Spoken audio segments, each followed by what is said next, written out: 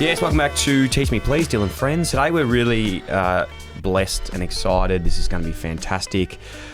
An episode that I have probably needed for the last 10 years. I'm so excited to learn something today, take some little tips and tricks and stuff around, because this is super important. It's something that can always get pushed in the too hard basket. But please welcome Sophie and Maddy from You're in Good Company podcast. Girls, welcome to the show. Thank you, Dyl, for having us. So exciting. How cool is this? We're like online friends that met in the podcasting world. Then we're here in real life and we're talking money. Podcasting is like the biggest life hack, because you can just like literally reach out to anyone and be like, hey, I have a podcast, do you want to chat? And then they're like, yeah, you're legitimate, right? No, isn't that the thing though? It's like, if it was like, let's go get a coffee, I'm like, I don't have time for that, man. Yeah. But as soon as True. it's like, let's record it and we'll share it, it's like, yeah, I've got time. We can do that. Well, then you can monetize your conversations. What a hack. Hey, don't tell everyone about that yet. We don't want to make it too competitive. But in saying that, we actually, one of the earlier episodes, which I'm sure you girls have listened to already, Yes. How to Start a Podcast, which came out a few weeks ago. And we spoke to Sam Kavanagh, who's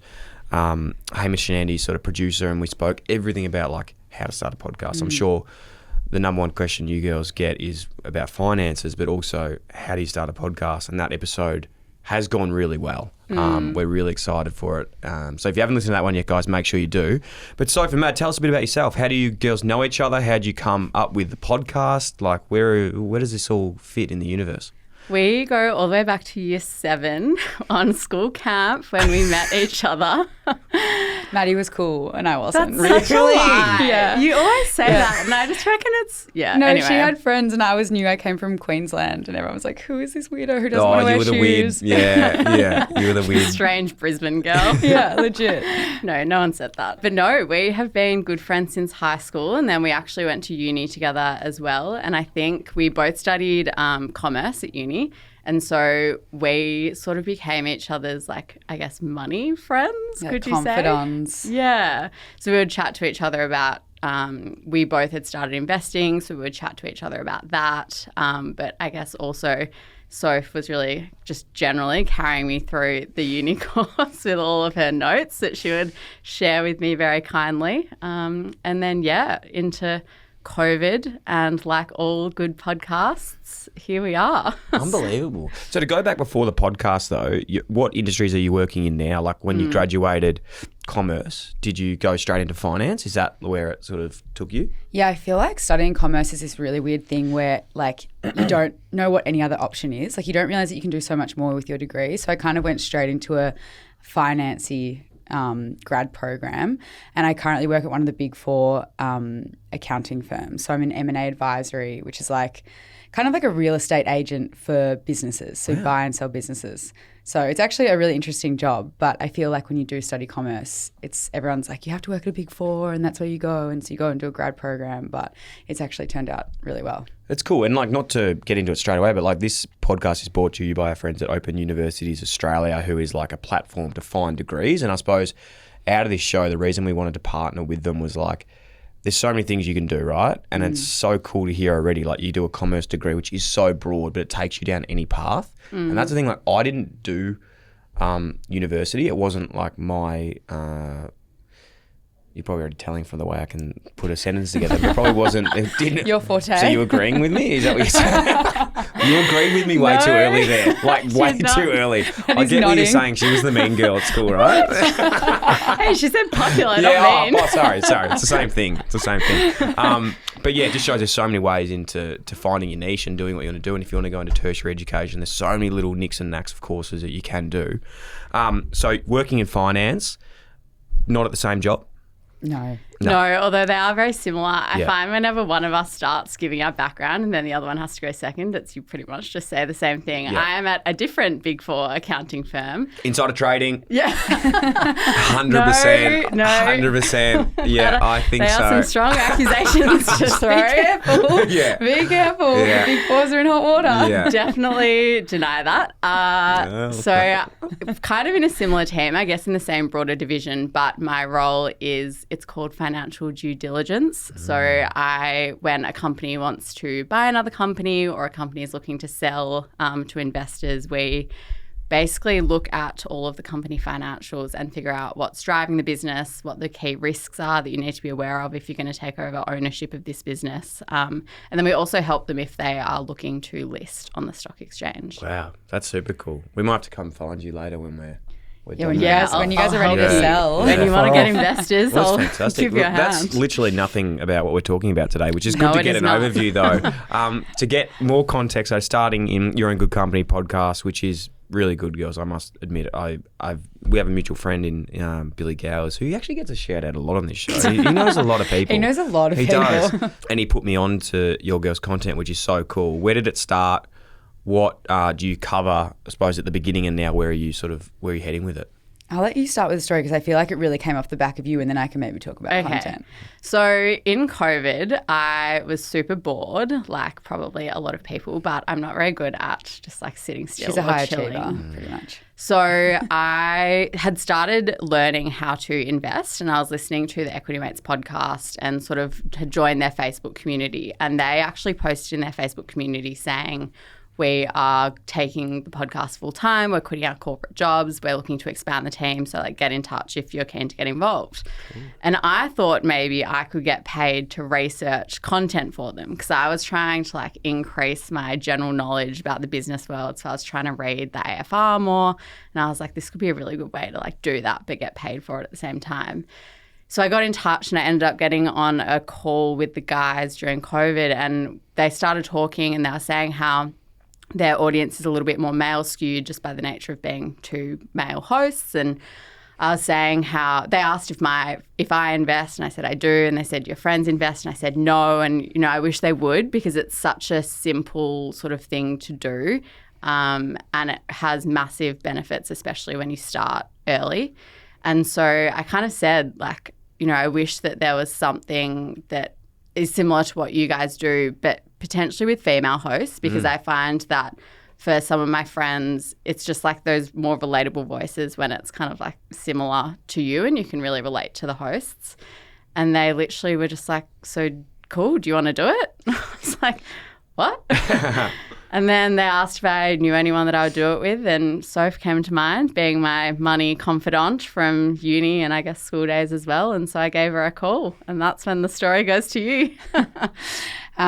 Yeah, she was on the phone for like we were on the phone for like 45 minutes, and I was like, this is really weird. We were on the phone for a while, and then eventually by the end she was like, so anyway, do you want to start a podcast? And I was like, okay, that's normally red flags. With it. Yeah. Like, you know, I think like I was like, why are you like telling me every detail about what you ate for lunch today? Like we haven't spoken in 2 weeks. Yeah. But no, really the premise of the podcast is that we took you on from the very beginning. We take you on our journey with our investments. So we're not experts in the field. We're not, you know, but we bring on people and we learn from them, and we start from like the very beginning of like where you even like buy a share or an ETF, like what apps you can download and all that stuff. And now it's been 3 years, so we've kind of covered like basics of investing into crypto, into an incredible founder series where we had Australian entrepreneurs on. So it's really just developed with like where our interests have gone with money. Love it. And it's such a valuable thing. Like Darcy and I were chatting yesterday about this, and it's don't want to preach too much of what you girls have got coming, but it is an uncomfortable topic to talk about with friends, and you know there's a lot of judgment that goes around with it, and a lot of not shame, but like there's just a weirdness and awkwardness around finances. So the more the only way you can learn is by having conversations with people, and you just got to probably learn how to navigate those things and educating it on a platform like yours. I give you girls kudos. It's so cool what you've been able to do, and I'm sure there's a lot more to come. Should we do a little teaser? Oh, maybe we should. Go on. Give me a little. I mean, I feel like your audience will want to tune in to what we've got coming up. We haven't even recorded it yet, but the reason why we got in touch earlier this week is because you are going to come on our podcast. Oh, I haven't agreed to that yet. And we are going to have, I guess, taboo money conversations. We're going to break down a few different topics and I guess the purpose is, I guess, to help our audience with like conversation starters for what is sometimes those more awkward money conversations, but we're going to have that with you. So cool. I'm going to be very honest as I can be, and yeah, it'd be pretty cool. I'm quite transparent when it comes to that stuff because like money is, you know, this episode today that we haven't even mentioned yet, like how to start a budget. I still have no fucking idea. Like my relationship with money, I'm still working through it at the moment. Starting my own business, trying to buy a house or family home, like renovate and sell houses, invest in this, like it's just a navigation of a world that like I don't know fully, but I've been lucky to have a lot of good mentors around me, and I think that the more I could potentially help someone with my story and your stories, and just maybe I'll probably teach you a lot more what not to do than what to do. Just as valuable. Yeah, We've got to learn there. from each other's, mistakes and wins, and I feel like that we just don't talk about this stuff enough because it does feel a bit taboo or like something that should be private, but we can learn so much from each other. I had no idea about, like, even Darcy asked me, for a bonus, and I thought that meant like bonus days of work that he just came in for free. You want a day in lieu? Or? Yeah, I thought it meant like you can work more days I if you thought he want. was saying like, man, can I have a bonus? Like, yeah, man, you can come in on the weekend. Like, that's fine. So And just, Darcy, how did you ask for a bonus? no, wait, that's I've been told not to talk about it. Okay. when you know my situation next week, you'll realise Okay. no money here. Okay, let's get into budgeting. Yeah. Where do we start? Budgeting. So I think maybe I'll give my synopsis on why I wanted to talk about this. Was I, at the moment, am a small business owner. I think, I don't pay myself a wage. I sort of just work off what the business is making. So for me, it's right hard. Like I have different fluctuation of income each month. It's not a consistent thing. There are people out there that are paid something consistent a month. So I think for me and the community, and even like, Darcy and I were chatting earlier, like, what should we be doing? Like, what do you girls do? What have you found has been beneficial for yourself, whether it's saving for a house, whether it's saving for a holiday, whether it's just actually trying to incrementally save a percentage of your wage each week? Is there any tips or hacks or spreadsheets or anything that you do, or where do you even start? First things first, the word budget is actually really looked upon negatively. A lot of people have these really like horrible feelings around creating a budget and being really restrictive with their money. So it makes me like shudder.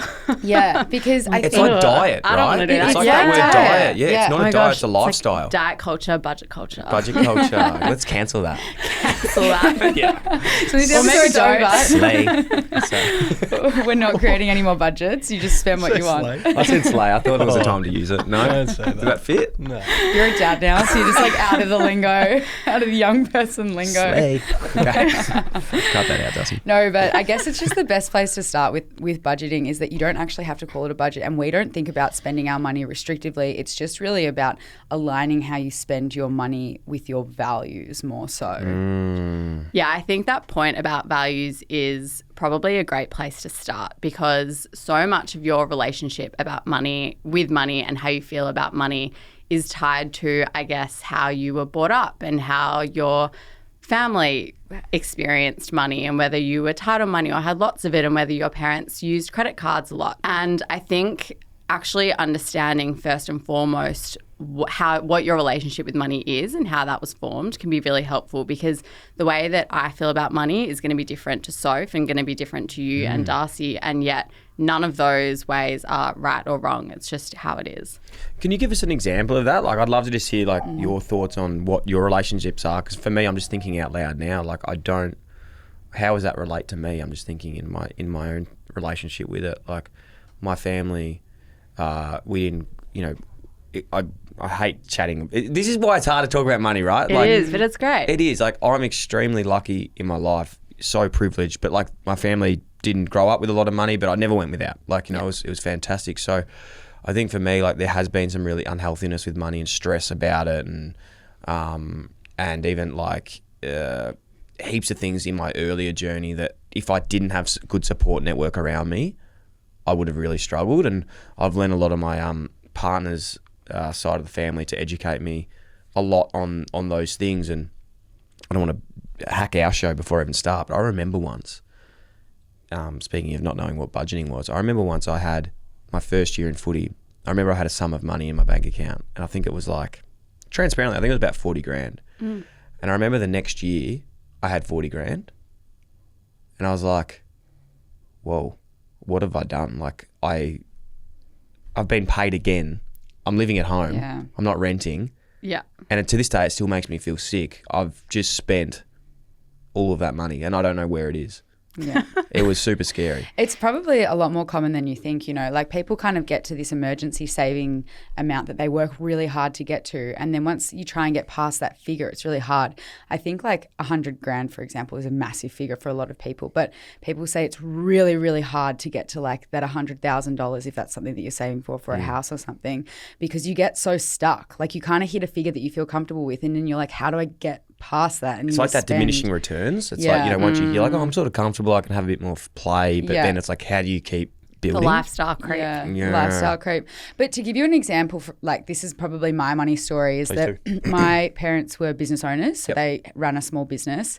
And from, I swear to God, the day that I was born, I was taught the value of $1. When I was 14 and 9 months old, I walked myself down to Brumbies and got myself a job because I associated working hard because I saw my parents work really hard with money. And I think what I've been brought up with is that I am very almost calculated with my money. So I watched mum and dad, you know, in the study together, calculating their expenses, their ingoings, their outgoings. We kind of mentioned that before. You were saying the same thing, your incoming and outgoing. And so the way I look at money is so calculated, and that's why, I mean, we'll get into it in a bit, but I love a spreadsheet because I'm like, I can see, you know, the calculations of what I get and then what I'm spending, and that's what I've got left over to like create my goals.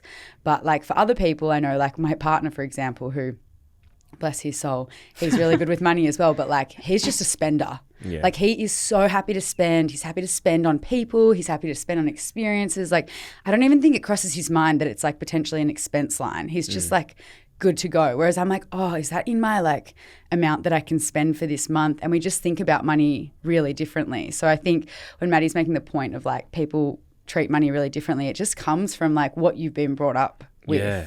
But that's like either of those situations are fine, right? Yeah. And it's like what you want to do. And like I definitely, for me, there is an importance of like, I really am passionate about like being able to have a beautiful family home for my family and stuff. But for other people, that might not be your thing. You might want to rent a beautiful house, but spend all your money on vacations. Like that's where, I suppose, is this what we're talking about? Like working out what's important to us before you actually start budgeting? 100%. I think if I think about my upbringing, my grandpa got Parkinson's quite young.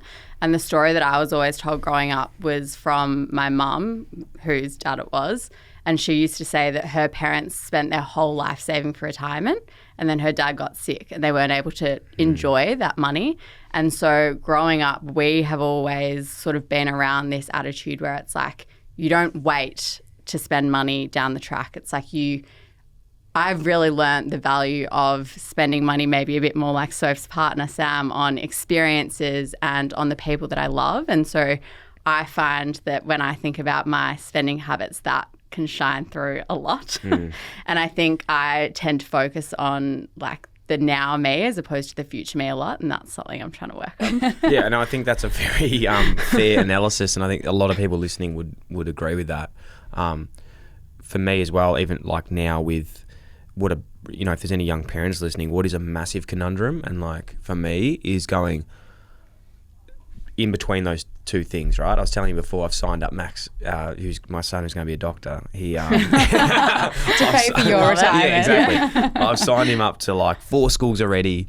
I'm like, I'm not going to fucking hassle him, but I'm like, I just want to give him the best opportunity. But I'm how like, crazy is that in and of itself? It's like you go from, not long ago you were spending your money on holidays and at the pub, and now it's like you have to think about school fees in a couple of years. Well, it is, and I, we can get into this later, but like I've put support networks around me to educate me and help and support me on this journey. Like I've got advisors that, I've got an accountant, I've got a financial advisor that, you have to invest in, but you're investing in yourself to help you make decisions that you might not be educated on yourself. And I know that's not an option for everyone at this specific time, but it is an option in the future, which we can get to. Now, I suppose today we are jumping around a lot, and this is just a pure discussion of everything. So if anyone's listening really wanting some stuff, it's coming. Yeah. Don't worry. We'll get it's definitely coming. We will get there. But I think it's cool just to set the tone of it. Because what I was talking before about like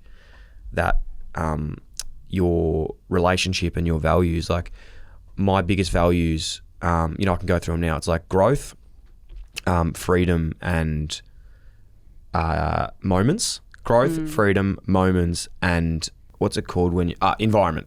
So they're my 4 values. So growth, like I always have to be growing. Like I want to do cool shit, test myself there. Experiences and moments sort of go into the same. It's like I want to create cool moments that like I look back in my photo camera and I'm like, that was cool. So I'm happy to spend money on those things, whether that's going to Noosa, whether that's going to Bali. It's like I'll go all out because I know that's going to be a memory that I'll have. Yeah. And then the other one, environment, which is like my home and things that are around my house. Happy to spend money on that stuff because it's like I live there. You know, if it's a bed, you spend half your life in it. Like, I want to have cool sheets. I want to do things. So I'm like thinking, my things that I spend money on is like house and experiences. That's very self-aware of you. Yeah, thank you. But then again, it's also like, it's like now I've got Max. It's like, fuck, you know, do I want to waste money now and set him up or do I want to have fun with it? It's just, it's a healthy balance in the middle, right? Which comes back to lifestyle. Yes. Not budget.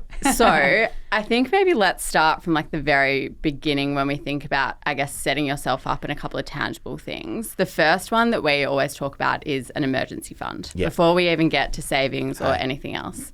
And people throw around different numbers. Some people say 1 month's salary, some people say 3 months' salary. I think it really depends on the person and what you feel comfortable with. Again, going back to, you know, your money story and your relationship with money. It's like, what do you actually want that fund to be for? So it's things like an unexpected doctor's appointment, your car breaking down, your laptop breaking, and have a think, I think, for you, what that actually would look like and what you would need that for. Because for some people, their laptop breaking, maybe they only use it for Netflix every now and then. Like, that's not a big deal. Yeah. Whereas I know for us, you know, we do the podcast and all of that kind of stuff. So the laptop is an important thing. So you might include that in your emergency fund. Yeah. So have a think for you what that would look like and make sure that that is sort of that first thing that you are ticking off the list. That is money that you just want to let sit in the bank and that is there for a rainy day. What do you? I've actually got that as well. Do you girls have that? Like, what's yours? Not financial figures. I mean, sorry. In terms of just like, is it a 3-month thing? Is it a? Yeah. So I guess to get transparent straight off the bat, I did have it, and I have like majorly dipped into it. I've recently moved to Sydney and had expenses that I just didn't expect. And now I'm like right in the midst of, okay, we need to build up those cash balances again. But at least you're aware and you knew what it was and where you want it to be. Like that's probably what it's actually for, right? Like for me, it's a little bit, I don't have one for personal life, but I have one for the business. And it's like, I know. Good to know for Darcy. Yeah, that's comforting. No. It's good. I have one for the business. It's like, well, to be honest, it's like, that was a really big stress for me early days of starting this business. Like we have, you know, nearly 8 to 9, 10 people working now. And not saying that you're responsible for people, but it's like, you're not, these are people's lives that you want to treat, you know, like you have to take that seriously. So I think we always want to stay within like a 4-month window of being able, if we didn't make money for 4 months, we'd be able to pay everyone. Yeah. So that's could live what we do. comfortably. Yeah. Same thing, like business living. Yeah. Mine's 3 months. Yeah. But I would say like I don't have any responsibilities in terms of I don't have a mortgage, I don't have a child, Yeah. I don't have so like 3 months is a figure I give to like a lot of people that are my age. But obviously if you have more responsibilities in life, business, baby, house, it might be a little bit more than that. Yeah. It's really cool. So do you think that maybe like on that, if people are looking at that, it's just like going around going, okay, what we referred to before is like maybe a really good place to start with a budgeting, not budgeting, I've got to get a new word for that, a new cash flow spot would be going, all right, work out what you spend a month, what your outgoings are. Yeah. So what you're spending, is it like, for example, maybe a case study like rent, food, bills, and any like credit card or loan repayments that you might have to make. And you've got a maybe while we're talking about this, should we talk through the spreadsheet that you've actually got available? Yeah. So I made a spreadsheet. As I said, I'm a bit of a spreadsheet girly, and so I made a budget because we did a series in February all around like setting yourself up for the year. Yep. And honestly, I was doing it as an exercise for myself because the year before last, I just was in the same position as what you said before. You had money in the bank and it didn't grow. And I was like, how did I not save anything? I was investing, but I didn't save anything new. So pretty much the top line is like what's coming in And that can be, you know, for some people that's really hard because you might not be getting a consistent salary a month. You could be working casually or you could be in a freelance space, but it's meant to be, you know, money coming in, and then the outgoings are pretty basic. And the reason why we've made them pretty basic is because we said before, if you do every single one of your expense items, it becomes super restrictive. Yep. Like if you're putting in, you spend like, I mean, I know you have to look at your telephone bill and everything, but like if you're putting in literally like $48 and then, I don't know, all your tiny expenses, it becomes almost a little bit overwhelming as an exercise.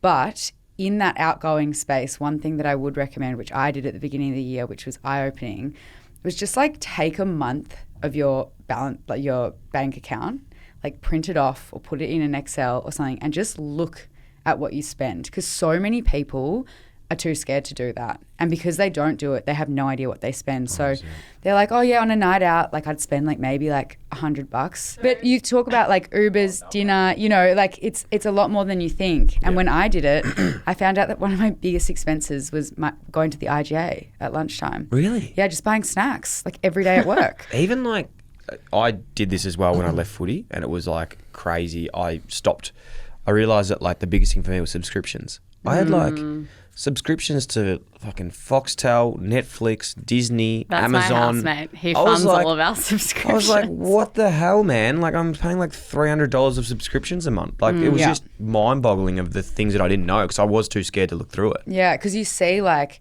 I mean, I think the only thing I subscribe to is Hey You, which is like reality TV. Yeah.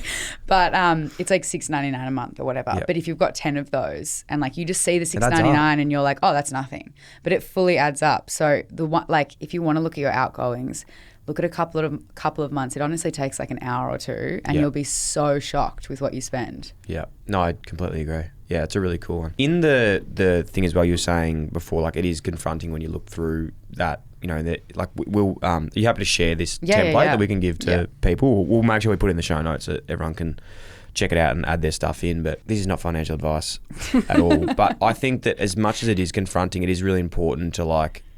Sometimes you do have to be a bit shocked. Yeah. To actually take action of what you're doing, and like you know, you can keep avoiding it, like I do, sometimes. But I now, as I said, have my consistent meetings with an accountant every week through the business stuff, but also personal life, and everything through my stuff's through Xero. So, you know, we're speaking very holistically here. Some people might not have Xero. Small business owners probably do have Xero.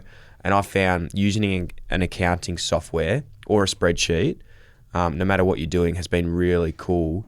Just to like see it all there, being like, okay, this is what I'm making. This is what it's costing me to live. Then you know, okay, if I'm in the green, and I'm making $500 a month or $200 a month, then at least I can put away X to start growing where that is. Yeah. And I think the point with going through your expenses as well, it's not about the follow-up being that you need to restrict or that you need to be, you know, really sad about your spending. It's actually just about picking up where you're leaking money that actually doesn't really align with your values. So like Soph said with the snacks, I mean, maybe that is really important to you because during the day, You like it's snacks? it like so important. brings up your Snacks are day. good. It's like you have to you get to stand up, you go outside, you go and you look at all the food. It's exciting. It's an exciting part What's of in the your day. values? I'm going to allow it. Well, that's fine. But I guess like a classic one for me is recently I was super busy and I was going and buying a sandwich every day from my local cafe, and I was doing it like just without even realizing that I was doing it. And this sandwich, I mean, classic inflation, I think it cost like $18. Where are you going? South Dowling? Or Shook. Shook they? They're not great. Oh, I like them. Don't talk about Shook. Take that out. I mean, Shook, they're okay. His face is like, Shook are good. They're not as good as South Dowling, but I think they're pretty good. Yeah, they're my local, so that's okay. Okay. I was spending money without, I guess, even realizing it. And I think what I realized when I reflected on that was that I wasn't going and being like, today I really feel like a sandwich and I'm going to get it and I'm going to spend like $20 on it and I'm going to enjoy it. It just became like A habit. A habit every day I was doing it. And I wasn't even enjoying it that much. It was just like for the sake of it. And I think it's about catching those like leaky money points so that where you are spending, it actually is, you know, bringing you joy. I did hear one method around this as well. It's like when you do go through your bank statements, rank everything from a 1 to 10. And 10 is like it either brings you like a lot of joy or a lot of value. And then 1 is where it actually just doesn't Don't do really need anything that, for you. yeah. And it's just a good way of being able to kind of filter out, the 1s, 2s, 3s where you can actually try and avoid spending money. I like that. That's a really cool first place to start. Yeah. What would be something else you'd look at to set up your financial year? I guess after you've looked at a lot of the budget that we put together is 12 months, which sometimes can be really hard to forecast. But Is it saving for something? What's the budget like? This is the next step. So you have your incoming, outgoing, and then it has 2 lines which talk about saving and investing because, we are an investing podcast. But I think the top bit makes you realise how much you do genuinely have left over. So the outgoing still includes all, your fun stuff that you want to do, your social events and whatever else, because that's going to be an outgoing. And it'll show you, okay, at the end of the month you have $1,000 left over, and then you can try and allocate that into either saving, investing, and that'll be dependent on, whatever your goal is. So you were talking about before, if you want to buy a house, well, then maybe one of those lines is your house fund, and you're going to put $200 into that every month. And one of the lines is a travel fund because you have a travel coming up in December or whatever else. So you're trying to put a little bit away every month so that when you get to that trip, you have a bunch rather than trying to pay with it all in one paycheck. So the next step really comes down to working out what your goals are and then incrementally adding to them so it doesn't feel overwhelming to try and achieve them all at once. I'd say our biggest tip when you think about goals is to get quite specific about it. Write it down, manifest, as Soph likes to say. I'm a say big manifest. manifest guy, man. Yes, thank you. She always is like, what does that mean? No, And I'm a I manifest visualize guy. it. Yeah. Yeah. Anyway, maybe this is what I need to do more Nah, of, some manifestation. Oh yeah. But I Don't think get me started. it's that idea, right, of would you rather allocate money to a random savings account, or would you rather allocate money to an account that is labelled, my trip to New York in 2024? And it's about getting specific so you are motivated and you know what you're working towards, because I think when you can really visualize that, it makes it so much more enjoyable and motivating to actually be allocating money towards that. For sure. I don't know if this is, again, not advice, but something that I really like doing because I'm quite a visual person is I hated when I just had one account. So Yes. what I have 15 accounts. That's a lot. That's quite a few. I reckon Hey, about- no shame. No shame, but that is quite a lot. I reckon I've exaggerated that by times 3. I reckon I've got 5. Okay. That's probably normal. Is that normal? Is That's that okay? normal, yeah. Thanks. So I've got my business account, a personal account, a tax account. So I put money away for all my Learn tax about stuff. the importance of that this year. Yeah, which that can really shock you if you don't do that. You don't get ready for your tax. And then a couple of other business accounts that are in this business, but they're for different things. So Darcy's bonus. bonus days. Glad we brought that up. That's next episode. We have different accounts. So what would you suggest doing that? Having your one account and then set up direct debits or something that are transferring X amount of dollars into different accounts, whether it's your trip to New York or your house account each week or month? Yeah, you touched on a really good point there, which was the direct debits. Yeah. And I think that has been one of the things that has been really helping me recently is once you figure out the weighting of how you kind of want to split up your money after all of your outgoings and you start thinking about going into savings, actually automating that sort of transfer can be super helpful. So one of the things I actually did recently was I called all of the places, my health insurance, my credit card, and got it to all be repaid on the same day that my rent goes out. So what happens now is I get my income and then my expenses all go out pretty much straight away. And then I really know what I am dealing with left over. And I think if you can start to automate that money that goes into your house savings account or your holiday savings account or your fun savings account, then it's a great way to, I guess, get into that flow as opposed to having to be so on top of it and manual all the time. Because I think when it's manual, right, it's if you have, a weekend away that month or one of your mates is having a birthday and you go and spend a lot of money that weekend, all of a sudden it's I know for myself, I will just put off transferring that money into savings a little bit longer and I'll be I'll see what I have left at the end of the month. And let me tell you now, if you're waiting to the end of the month to see what you have left, I can almost guarantee that you'll spend it on things that that you wouldn't have otherwise spent it on. Yeah. Yeah. I love that one. Yeah, and also if you have any like of your big goals. So like saving a house or your emergency fund, it's also good to have it in a different account that you're not looking at so much, because if you're looking at like a big sum of money, you're like, oh, I have some money, I could just transfer that into my normal account and use it. Yeah, so having that like kind of out of mind is also really great. I've even sort of done in the process of like refinancing my mortgage at the moment, and I've found that because I have savings there, I go, oh, I've got a bit of savings, I'm okay. Like, I'm not going to, like, you can, exactly what you're saying then, but I'm actually going to put that whole savings out of my account. So it says like I have $0. Yes. And just put it off my offset account, like off my loan. So it's just like out of sight, out of mind. Because like you were saying before, once you do get not comfortable, but you get to a certain figure, you're like, oh, it's okay, I don't need to keep going. And it just sits there forever. Yeah. The one thing I would say though, just in general about this budgeting, because we have been speaking about like forecasting across a big period. One thing is like, we're coming up to the festive season and your money does tend to change a little bit. Like I know that I spend a lot more. So sometimes I go even a little bit more in micro. So like if I'm going to have a big month when I know I have a lot of events on every weekend, I'll do a really quick in a spreadsheet, like put the dates in of the events and like how much I estimate I'd spend on that kind of night. And it's a really easy, quick way to be like, all right, this month I'm literally going to spend probably $2,000 on social shit. Like I've got a wedding, I've got, I've got to buy a present, I've got like this, that, whatever. And it just helps you to go, okay, maybe this month I can't put some into savings or investments because I'm going to be spending it. And it helps then at the end of the month, you're not like, where did all my money go? Because at the beginning of the month, you're like, I had forecasted that. It's actually so good. I still haven't done the exercise. That's like very, very cool though. Like that you can do that. I had to do it for my own benefit because I kept like getting to the end of the month with no money. January, you like, I don't know if this is everyone, but January I get there and I like hate myself because you're like, you're not like, I don't know what it's like. A lot of people work and they get a salary, but like I know as a business, no one's working.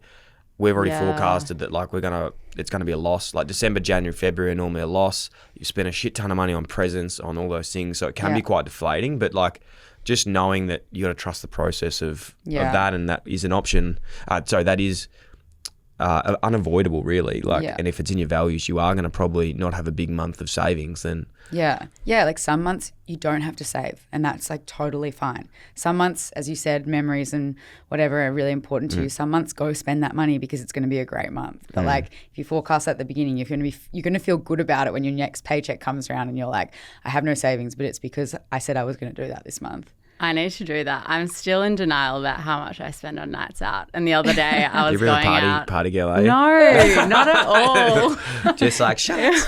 You shout the bar. That actually is how the shots thing is. You go to Toddy's and just shout like heaps of burratas.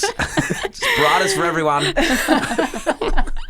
The other night I was like walking out of the house to go to dinner, and it was like a work gang dinner, and we were going to this Mexican restaurant that had karaoke in the restaurant. And my housemate looks at me and goes, oh, so you're going to spend like $200 plus tonight? And I was like, why the hell would you say that? Yeah. That is so mean. Yeah. It is. It's unavoidable though, isn't it? Like that. You got to, like you said, I really like what we actually spoke about first though, in terms of the values piece. And like if...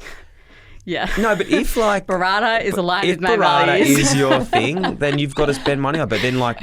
But the other thing is like, if that's your 10, then your 1, 2, 3 on your list, like piss them off and enjoy your burrata, but don't have the other 3 things that aren't a part of your values. Hey, before we go back and just go through our tips, takeaways and wrap up an incredible episode, I've got a listener question from Archie Harrison said, do you have any tips for budgeting when income is inconsistent? That's a tough one. I've been there.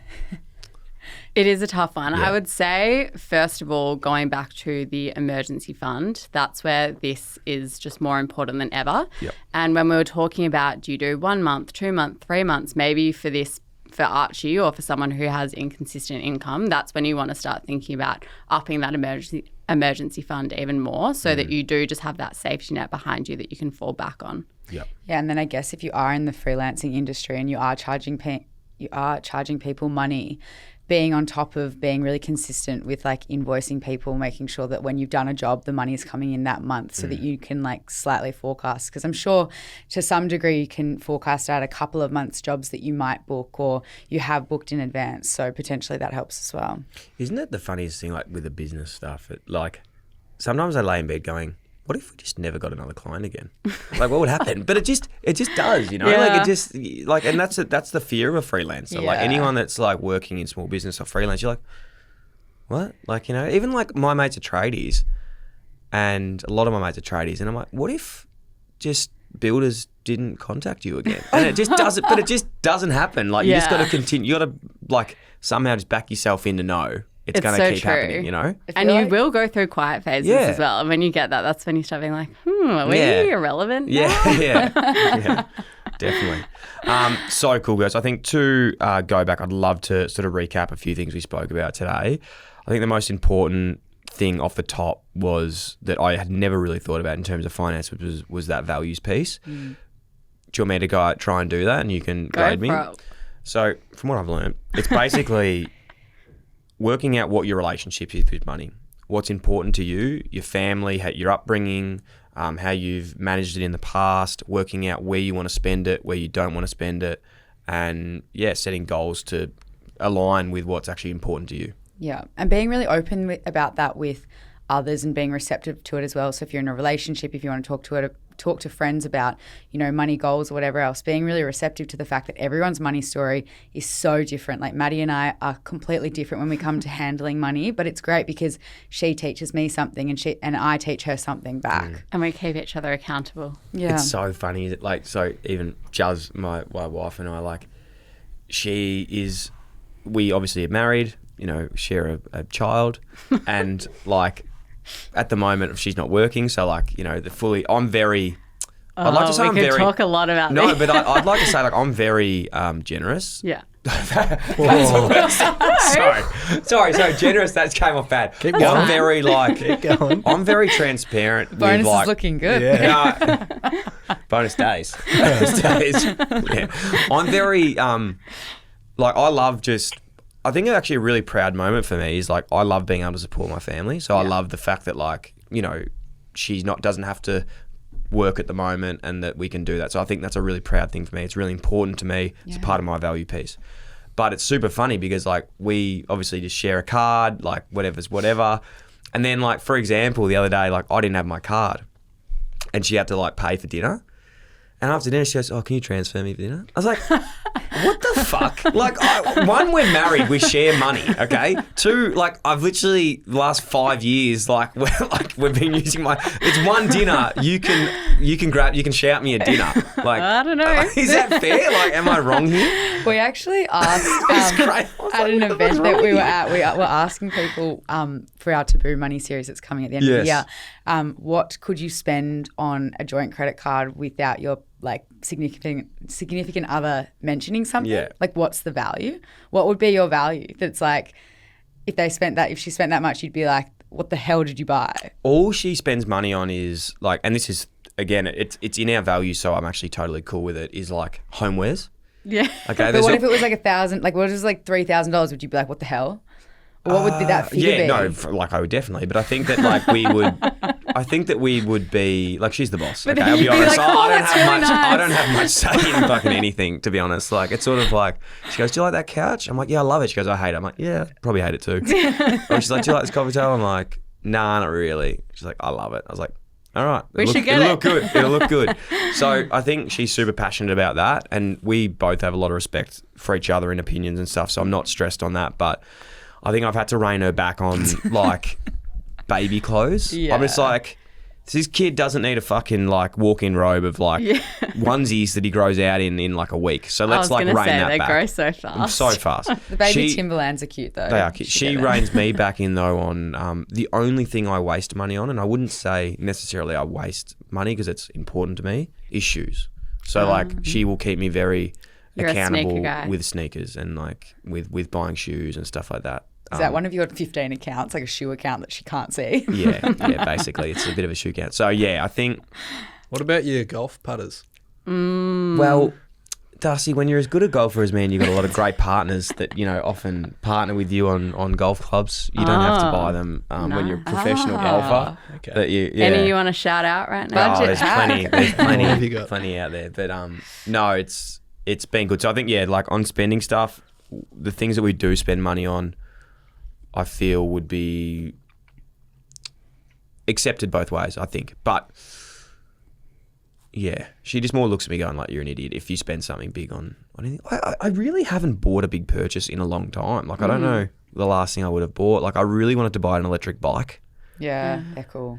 I haven't done it yet though. Okay. Yeah, so I'll let you know. I don't even remember what the question was. Okay, so Yeah. number one, money story. Money story. Know your Electric money bikes. story. Yeah. Align your spending with your values. Align your spending with your values. And Juz, don't ask me to pay you back for dinner.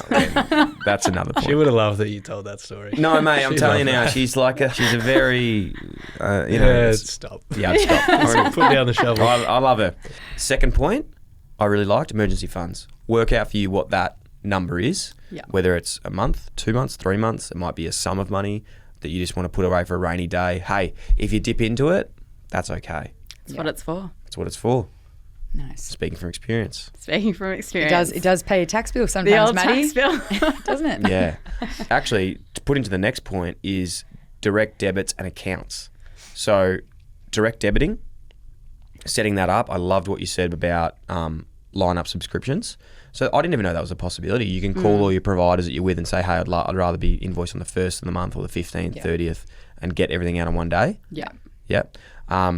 Making not 15 accounts, but you can make 2 or 3, whether that's savings, holiday, house, whatever those the names of those are. You can pick them for yourself. Yeah, you can make more than that as well. Like even if it's a specific holiday or like a specific, I don't know, you want to buy a bike or whatever, you can make, 6 or whatever because you're putting maybe 100 into each of them at a time. Like as Maddie said, the more specific, the better. Yeah. And I think like with that as well, in terms of those accounts, in terms of those savings, like just knowing that they can be taken in and out and you don't have to stress if they go up and down throughout. Your one, a bit scary for everyone, but taking that bank sheet out, highlighting, numbering what's important. Yeah. You know what? It's really empowering the month after you've done it. Yeah. And you actually allocate the spending how, as we said, aligns to your values. The next month, you're kind of like at the end of your paycheck and you've still got a bit of money left over and you're like, oh, that's epic. Like I'm not like, I don't know, sitting at that zero balance and like dying for my paycheck to come in. So it's a good one.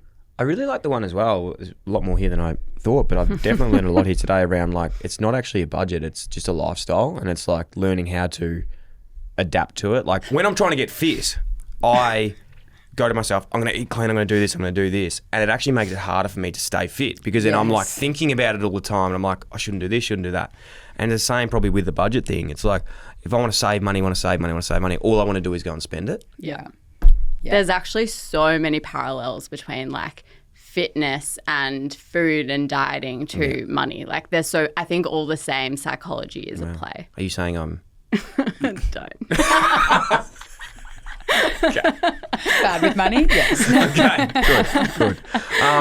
Love that. Health check, emergency funds, spreadsheets, line-up subscriptions, accounts, direct debits, and we would love to get that information and we can give it to the audience and they can do a little bit of a financial health check themselves. Yeah, 100%. We will put a link in there for you. Hey, I think next one we need to do a bit of a chat on investing.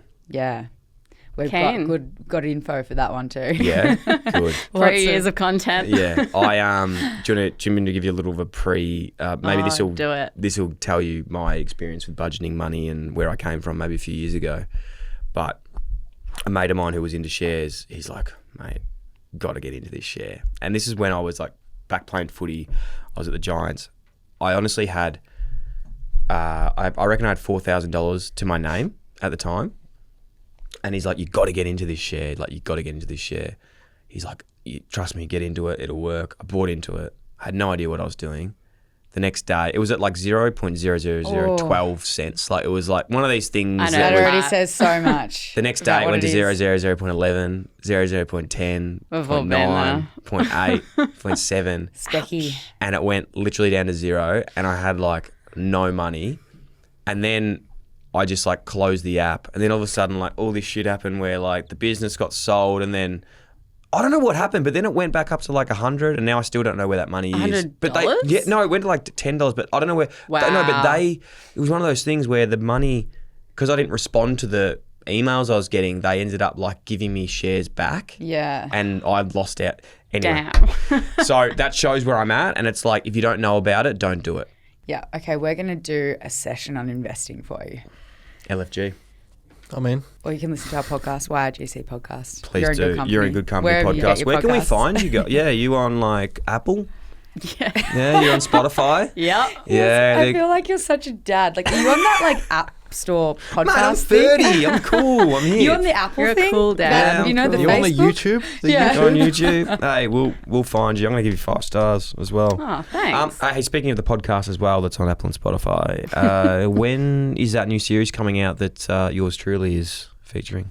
It's going to be Aussie summer. So when you're all thinking about you've spent too much over the Christmas period and you come into January and you're thinking, I need to have some honest money chats, we will be in your ears for some light-hearted summer listening. Love it. All right, I'm looking forward to that. I'm going to have to really prep that one. And I'm nervous already, but I really appreciate your time today, girls. I really do. It's been awesome. I've actually learned genuinely a lot, and I know the audience will really appreciate it. You're doing incredible things. I don't say that to everyone. You really are. Thanks. A lot of admiration for what you're doing, and would love to stay connected, a part of the community, and really appreciate it. So thank you very much. No, thanks for having us. Thank you very much. Hey Josh, welcome back to the podcast. You just heard then how to build a personal budget with Maddy and Sophie. Mate, before we get into our chat today, welcome back. Good to have you again. Great to be back. You're from Open Universities Australia. Tell us a little bit about what Open Universities Australia actually do. Most definitely. So Open Universities Australia, we're a destination for online university study where you can have a look at the options and choose the right course for you. Hey, the girls spoke about their love of finance, obviously doing what they do with You're in Good Company podcast. If someone, was inspired and they loved this field themselves in finance and they love their personal budgeting, what career paths would there be in the world of finance that are available at Open Universities Australia? Yeah, so if you are looking to graduate with a degree in finance, there are options progressing into roles such as financial planners, financial management. You can even go into the banking sector and work in roles related to that. Also stockbroking and maybe even superannuation. Wow, there's plenty. Maddy and Sophie in the episode actually spoke about their study pathways, and they both did commerce, and they were talking about how much it helped them sort of set up a fundamental understanding of finance and so many other things. Is there a course like that available at Open Universities Australia? And if so, what does it sort of entail? Yeah, so we have a few courses related to that, and it could be starting off with something like an undergraduate certificate, which usually focuses on the major area within commerce. So it could be something like business law. But then there is a Bachelor of Commerce that we have available, or you might even find yourself doing a Bachelor of Business majoring in finance. We spoke about budgeting, obviously saving money. Life's expensive. Okay, let's be honest. There's a lot of smashed avo getting around these days. I know for one, I like to indulge in a smashed avo. Coffee's about $6. Doesn't stop going. It doesn't Now, stop. Life's crazy. How, if someone is looking to get into tertiary education and they're worried about the cost of it with the hexes and whatnot, is there other ways that the government can help to reduce the costs? Yeah, so there is actually something which is called the Commonwealth Supported Place, where the government will actually make the course more affordable to encourage more students to go into that course. For example, within the Bachelor of Business in Finance, we do actually have that available. The CSP is on there, and Australian citizens are actually eligible for HEX. So regarding HEX, that means you don't have to pay upfront for your subjects. You don't have to worry about that out-of-pocket expense, and it might help with things like budgeting and whatnot, but also you can just pay for your studies later. Yeah, love that. In terms of everyone's got different stories with what they're trying to do. I suppose the best thing to do from this would be to book in a chat with yourself at open.edu.au. Then they can come and chat with you and actually work out if their situation, what best suits, what course they want to do, what are the costs up front, can they be paid later? You're the man to help them out. 100%. So yeah, feel You're the free to plug. head over. That's it. I'll get you straight in. So yeah, feel free to head over to our website and you can organize whatever time that you need that is available on there. That works best for you. We'll reach out to you and we can have a chat about any of your questions that you have about studying. open.edu.au at Open Universities Australia. We love it. Thank you so much. No worries. Thanks for having me once again.